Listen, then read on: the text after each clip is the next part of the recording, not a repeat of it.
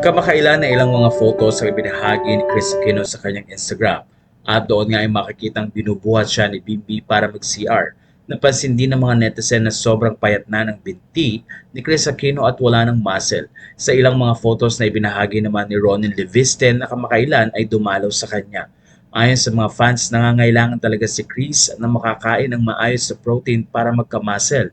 Pero maraming mga pagkain na hindi pwedeng ibigay kay Chris Aquino dahil na rin sa allergies. Kaya naman humanga ang mga fans na sobrang pagmamahal ni Bimbi na talagang tinututukan niya ang kanyang ina. At ilang mga netizen din at kapwa-artista ang nagbigay ng mensahe kay Chris Aquino. Ilan na nga dito ay ang cast ng Bagets na sina Aga Mulak at JC Bonin. Ayon kay Aga, hang in there, continued prayers for your healing, Chris.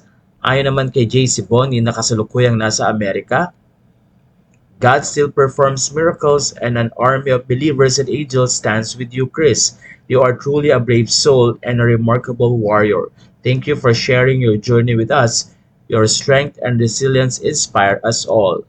Ayon pa sa isang netizen, focus on the positive and on getting well. Best not to speak negatively so only positive vibes comes one's way. A lot of people are praying for your healing.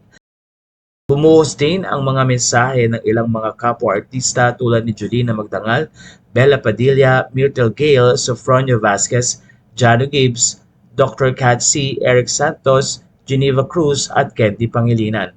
Ayon sa mga fans, makikita talaga na maraming nagsusuporta kay Chris Aquino at nagpipray na gumaling na siya dahil na-miss na nila itong mapanood hindi lamang sa TV pati na rin sa social media.